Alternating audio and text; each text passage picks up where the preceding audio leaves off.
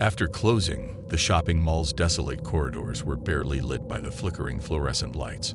I was trapped in the gift shop, struggling with the never-ending inventory in the dusty surroundings. I am Sarah, a college student who is just trying to earn some money over the summer vacation. Unbeknownst to me, that night would later be remembered as a terrifying experience. As I put trinkets on the shelves, the mall's air conditioning hummed softly, resembling far-off whispers.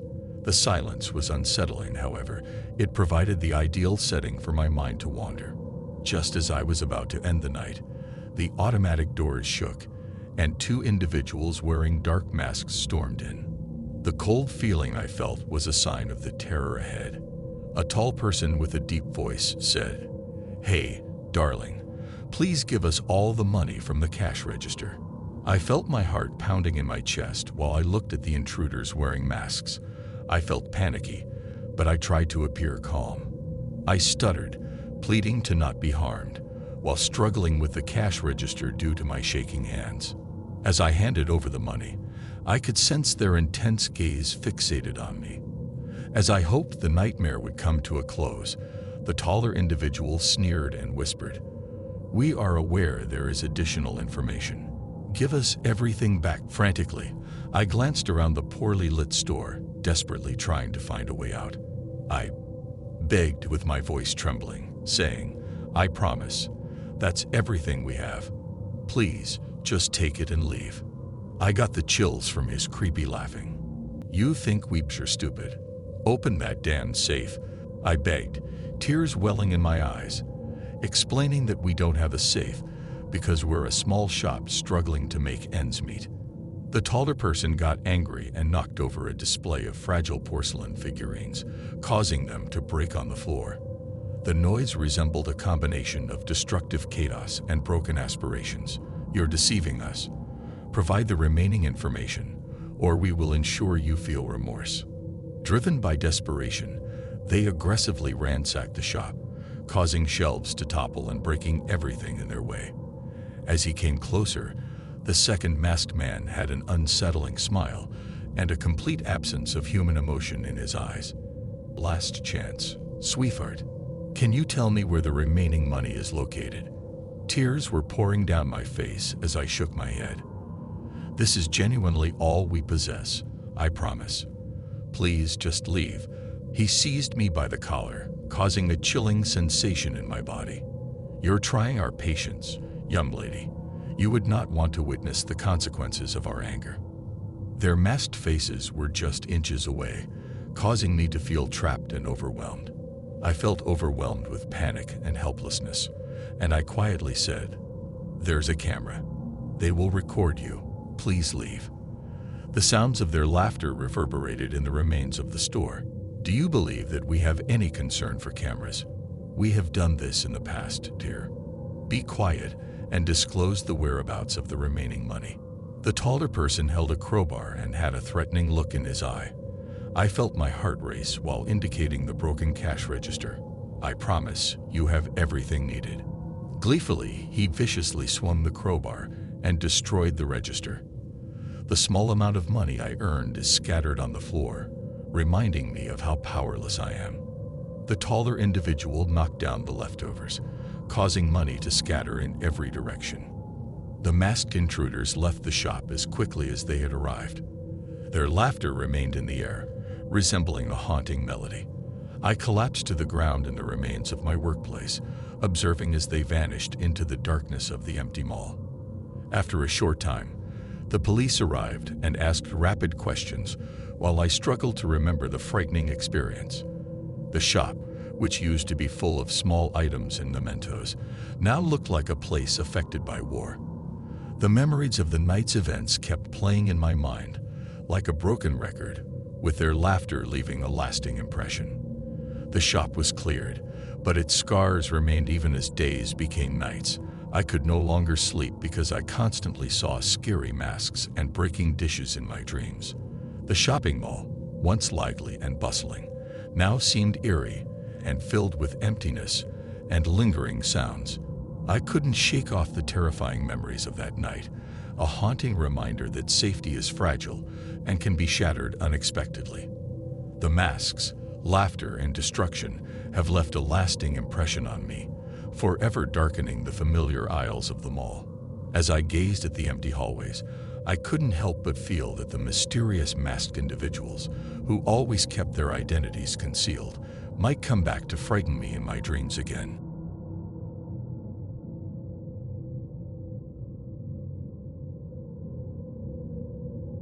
The shopping mall always felt eerie with its flickering lights and empty corridors after closing. I was employed at a small boutique hidden in a corner, and that evening, the mall seemed particularly threatening. I had to go to the warehouse to get some inventory, thinking it was just a normal task. A shiver went down my back as I entered the storage area by pushing open the heavy door. A musty smell filled the air, and a single bulb provided dim lighting for the shelves that were covered in boxes. I quickly collected the things I needed, wanting to leave that place and return to the safety of the shop. However, I caught sight of it. A lifeless body lay on the cold concrete floor. I was momentarily frozen in shock and couldn't look away from the horrific scene. There was a person who wasn't breathing, and it was not a mannequin or a prank. I released a terrifying scream that resonated in the empty warehouse. I felt panic and my heart raced as if it wanted to burst out of my chest. Instinctively, I tripped backwards, desperately reaching for something to grab onto. I quickly left the warehouse, breathing quickly and shallowly. I let out a scream that broke the silence in the mall, and I urgently asked for assistance. The commotion attracted a security guard, prompting their appearance. I spoke in a confused and unclear manner, gesturing towards the warehouse, attempting to express the fear he would experience. We ventured into the softly lit room while being careful. He was shocked when he saw the motionless person on the ground, causing his eyes to open wide. Silently, he took out his radio in order to request for additional assistance. With trembling hands, I tried to dial 911 on my phone. That's when things started to become threatening. While the security guard was using his radio, a chilling voice suddenly interrupted the scene. "Both of you, please lower it." As we looked, a figure came out from the darkness holding a gun that caught the light in a threatening way. I felt really scared and my heart dropped. The person who responded to the call for help was not a security guard, but rather the person responsible for the crime. His command was for me to drop the phone, and his gaze remained fixed on me. I observed the crazed look in his eyes, a disturbing pleasure in the fear he had created. The security guard and I shared a look, acknowledging that we needed to follow the rules, at least for the time being. I carefully put my phone on the cold floor, and it made me shiver. The security guard did the same thing, raising his hands in surrender. The murderer appeared to take pleasure in our weakness, with a twisted grin on his face. "Now, both of you must remain silent and follow my instructions precisely. Understand?" We all nodded together, feeling scared as if caught in a tight grip. The murderer looked at us, calculating and evil. He appeared to take pleasure in his control over our lives. My mind raced as he kept giving orders and continuously barking. I had to escape from this terrible situation and inform someone about the hidden danger inside the warehouse. Defying could lead to a tragic outcome. Time seemed to move slowly, with the atmosphere filled with unbearable tension. Afterwards, a barely audible noise pierced the quietness, the sound of approaching steps. Our conversation was overheard by another person. I felt hopeful, but I was too scared to do anything that would catch the killer's notice. The sound of footsteps became louder and closer. The murderer quickly turned toward the noise, holding the gun tightly. I felt panic rising within me as I hoped for someone to be cautious and be the hero in this scary situation. Out of nowhere, the quiet was broken by the piercing sound of a ringing phone.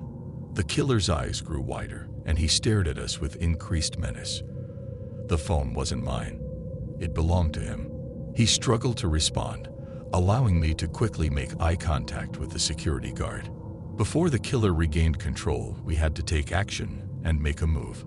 The person on the other side of the call had a muted voice, but the murderer's answers were distinct. His frustration was increasing as he began making more and more serious threats. The security guard and I nodded at each other, silently agreeing to take action. The killer ended the call and aimed the gun at us once more. Just as he was about to make another threat, the sound of sirens could be heard getting closer. I felt relieved when I learned that someone had contacted the police. The security guard reacted quickly and worked together to swiftly tackle the killer, successfully grabbing the gun from their hand. As the struggle happened, I quickly moved to the side to protect myself. The sound of police sirens became louder, indicating that help was on its way. The security guard quickly subdued the killer, holding him down while the police entered the warehouse. We were no longer caught in a nightmare, and we slowly began to fully realize the horrifying reality of what we had experienced. While the police handcuffed the killer, he made one final unsettling glance at me, serving as a haunting reminder of the malevolence that had been present in the shopping mall. The combination of relief from surviving and the haunting images from that night have made a lasting impression on my memory. The shopping mall used to be a normal place for shopping in daily life, but now it has become the setting for a frightening story. Despite the reopening of the doors, the remnants of that night would persist, serving as a haunting reminder of the potential darkness that can engulf even the most mundane locations.